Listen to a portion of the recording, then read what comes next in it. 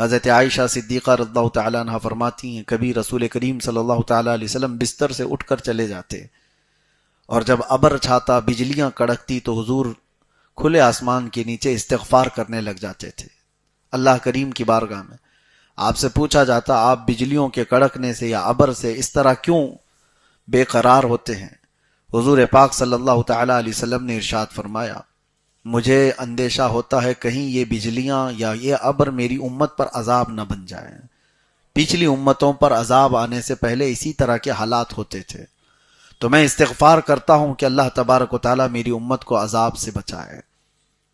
اور جب یہ بجلیاں اور ابر چھٹ جاتا ہے تو واپس حضور تشریف لاتے۔ فکر امت یہ تھی اللہ کے نبی صلی اللہ تعالیٰ علیہ وسلم کی۔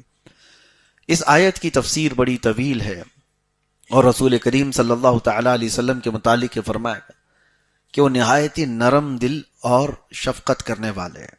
ارے وہ جانوروں کی سنتے تھے، لکڑی کے رونے کو بھی وہ برداشت نہیں کرتے۔ صحابہ اکرام فرماتے ہیں مسجد نبوی میں ایک مرتبہ حضور پاک صلی اللہ تعالیٰ علیہ وسلم جو عصا لے کر کھڑے ہوتے تھے اس کو چھوڑ دیا حضور نے، تو اس لکڑی سے رونے کی اتنی آواز آنے لگی جیسے کوئی بچہ اپنی ماں سے بچھڑ کر روتا ہو۔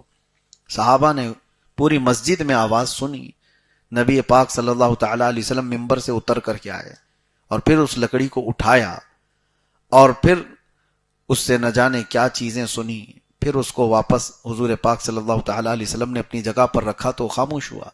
حضور فرماتے ہیں یہ رونے لگا تو اس کا رونا مجھ سے دیکھا نہیں گیا، میں خطبہ چھوڑ کر اتر آیا۔ یعنی لکڑی کا رونا حضور کو گوارا نہیں۔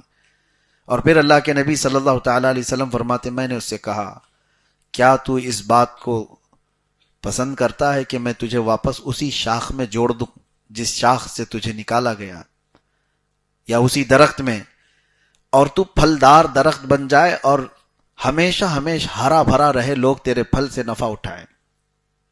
اس نے کہا یا رسول اللہ صلی اللہ تعالیٰ علیہ وسلم آپ کی جدائی مجھ سے برداشت نہیں ہوتی۔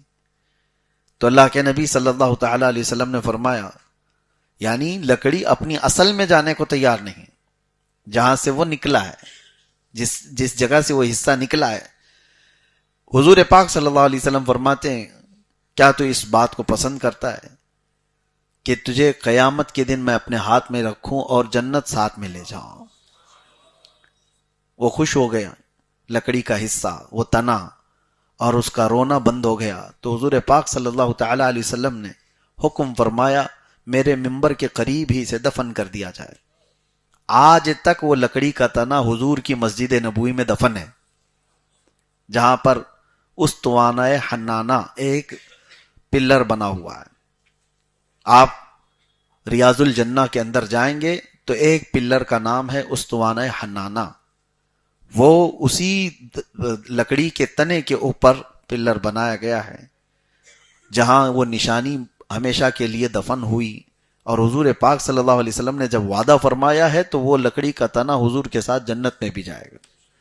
یہاں سے ایک بات ملتی ہے، لکڑی کے سوکھے ہوئے حصے کے اندر اگر حضور کی جدائی میں، حضور کے فراق میں غم آ جائے تو نعمت یہ ملتی ہے کہ جنت اسے ساتھ لینے کا وعدہ کیا جائے۔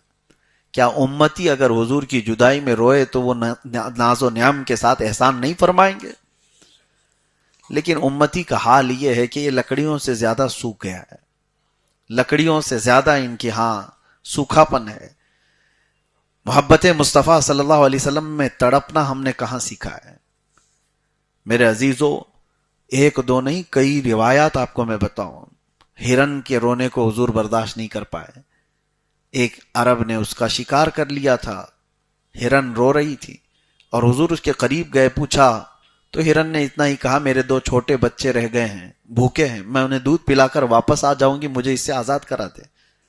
حضور نے اس کی بات سن کر کے وہ عربی سے کہا، بدو سے، دیہاتی شخص سے، کہ ہرن مجھ سے بات کر رہی ہے اور اپنے بچوں کو دودھ پلا کر واپس آئے گی۔